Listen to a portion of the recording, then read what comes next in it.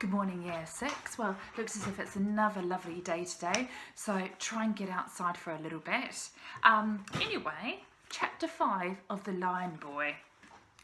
There are worse days to spend a day than chugging down the river, even if you're curled up on an anchor chain, stowing away on a police launch.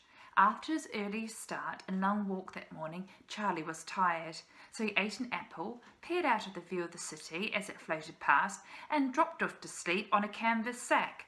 Unfortunately, Charlie was asleep when the river police man docked at Greenwich, and asleep when he went for his lunch, and when he came back, and still asleep when he pulled away and headed his boat down the river to Silvertown.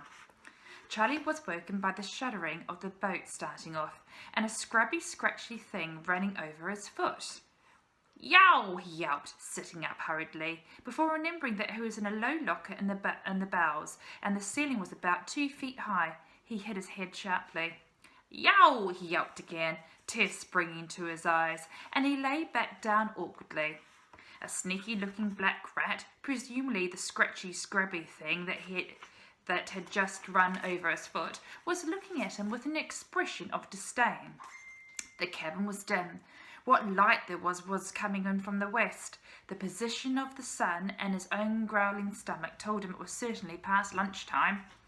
"Oh no," Charlie whispered, remembering not to yelp now as the policeman would still be in the boat. "Where are we? What am I going to do, Rat?" The rat gave him a look which said clearly, "What do I care?" and slipped out through the anchor hole and down into the murky water below. "Oh," said Charlie, "I thought you were nice. Well, there you go." He lay back on the knobbly anchor chain, being as quiet as he could, wondering if anything good would ever happen to him. Well, he thought, we're still heading east, out to sea, and that's where the cat said Mum and Dad were being taken, so that's all right. But now I've missed the chance to meet the Greenwich cats and hear if they have any more news. He wondered if he should try to slip overboard like the rat and swim ashore, or if he should push the river police guy overboard and steer the boat back to Greenwich. No stupid ideas. He had to be sensible. The problem with having to be sensible is that if you think about it too much, soon nothing seems sensible, and this is what happened with Charlie now. Within a few minutes, it seemed to him that it had been stupid to leave Raffy's daft to take the cat's advice, idiotic to sleep all day, half-witted to think he could just set off to sea and expect to find his parents. The sea is huge. The brown cat had said France. France is huge. How many ports are there on the Channel coast? Hundreds. Why on earth had he thought this was a good way to try and find them? Charlie was a boy who liked to do things, to act. Stuck in that anchor chain locker and able to do anything, his misery seemed about to overwhelm him, but then he heard a most peculiar noise. It was music, loud and raucous music, but not ugly. No, it was wild and exciting, pulsing like drums and wailing like violins, though it wasn't either. There was a sound that he half recognised but couldn't put a name to.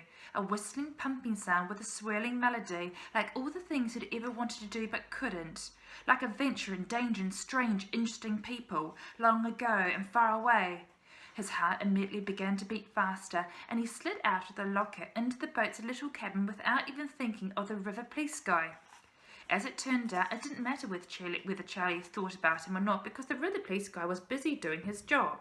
He was up against the railings of his little boat with a megaphone, addressing the ship alongside them, saying, "You are breaking the rules. You are causing a nuisance. Under Waterway by Rule 1783, you are not permitted to play music on a public waterway without a licence. Unless you produce a valid licence within 5 minutes, I am obliged to board your vessel and prevent further nuisance being caused. You are under a warning, you are breaking the rules," and so on. But Charlie took no notice of all that. He was too busy gazing at the extraordinary ship behind him. For a start, she was huge, a great, tall, wide, old-fashioned steamer, and not only was she huge, she was crimson, not a soppy dolly pink, but crimson like blood. Like the sun going down on a burning African night, like red oranges and garnets and pomegranate seeds. Where she wasn't crimson, she was gold, the hair of her gorgeous carved figurehead, for example, with its green eyes and sidelong inviting smile, and the carved rims of her many portholes, and the curved leaves and vines carved all over her magnificent stern. She had 3 masts, a bowsprit, cannons and lifeboats along the decks, and 2 fine funnel amidships from which sprang puffs of black smoke. In front of the funnels was a low circular canvas, oaring in crimson and white stripes like seaside rock, and gay flags fluttered in her rigging. She was heading out to sea under power, catching the ebb tide, but her sails were not yet up. Charlie suddenly wanted more than anything to see this amazing craft under canvas, bowling along on the high seas. The wild music was coming from the ship, and it seemed that neither the ship nor her music cared about the pesky river police sky any more than an elephant cares about a fly on its bottom. He kept on bawling through his megaphone. The ship kept on moving downstream, and then suddenly a figure appeared on the deck and seemed to notice the police guy, for it leaned over the side of it, listening to hear what he was saying, and then disappeared for a moment, and then reappeared, casting down a rope ladder from the deck and making beckoning noises. The ship slowed a little to stabilise in the flowing stream of the river, and the police guy manoeuvred his little boat up the great crimson hull. He made fast to the bottom of the ladder and began to climb up. Charlie, watching out for this opportunity, knew exactly what he was going to do. The moment the coast was clear, he was going to board this ship. It was so beautiful, so exciting. What kind of people could be on board? Who would own such a vessel? He had never seen anything so tempting in his life, and he had to find out about it. Something was going on up on that deck. He couldn't see clearly because the little riverboat was hoiked up against the ship's crimson tide, and the deck was way above him, but he could hear shouting and scuffling, and suddenly a great splash. He looked to where the sound had been.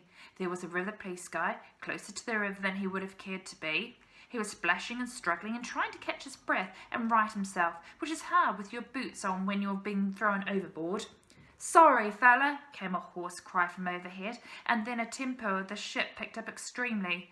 The music suddenly stopped, and the ship began to cruise swiftly, like a fighting swan on down the river, leaving the river police guy in its wake, and pulling his little boat along beside her, almost as if it had been completely forgotten, which perhaps it had.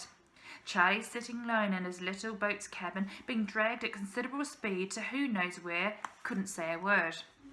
Several miles upstream, Raffy and Troy were standing by Mr. Upsworth's stool on the riverside. Troy was panting and drooling. He'd run all the way following Charlie's scent. Raffy had followed him in the long silver car and was looking cool and pale. He was staring at Troy, his lips twisted. "You stupid animal," he said quite calmly to start with. "You stupid animal. This is not the kid. It's a fish stool. Didn't you get a decent sniff of him yesterday in the car? What do you think I feed you for, you placket? It's not for the charm of your company. It's for your nose. And if your nose can't tell the difference between a boy and a plate of fish, you're not worth your keep. Are you? So pig off. Go on." He picked up a stick and jerked it in its face. Troy, whining, his tongue flobbering, went to the edge of the water and ran up and down.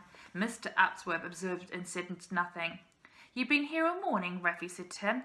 "Aye," said Mr. Upsworth, rinsing a sparrowfish in his bucket. "Did you see a boy, brown boy, shave-haired, about so high with a bag?" Mr. Upsworth looked up. "No," he said mildly. "You're the first boy I've seen today." Raffy stared at him. He didn't like being called a boy. "If he comes back this way," he said. Mr. Upsworth was back in his fishes' bellies, cleaning out red and blue innards from the silvery streaks of eel in the cold water. The heat from his grill shimmered on the air. "Grilled eel sandwich," he said. "Of course not," said Raffy. "If he comes back—" "Ain't been no boy here," said Mr. Upsworth again. Raffy stood for a moment, his head down. He was angry. Suddenly he threw the stick viciously at his dog, then turned on his heel, his jacket flying. He jumped in the car and went home. Troy loppered off tiredly after the car, his tail down. It was a long way home. Mr. Upsworth looked up. He liked lads to have better manners. Good on Mr. Upsworth. Okay, chapter 6. Tomorrow. I hope you enjoyed that.